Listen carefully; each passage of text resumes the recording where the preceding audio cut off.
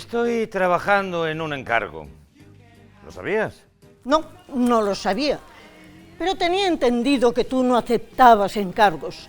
Uxío Rodas, el más grande escultor de las últimas generaciones, el creador por excelencia, el excelso artista, en fin.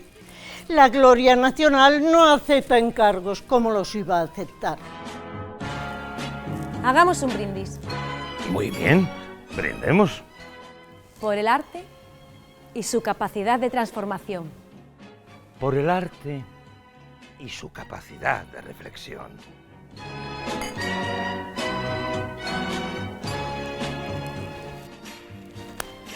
Y consiguió doblegarla.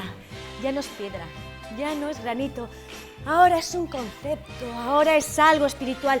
Ahora es un profundo, descomunal, titánico grito, llamando a consejo a toda la tribu. Consiguió el milagro de transformar la materia en arte. Que si pensé en el futuro. Claro que pensé en el futuro. ¿A dónde vamos? ¿Qué hacemos? ¿Estamos seguros?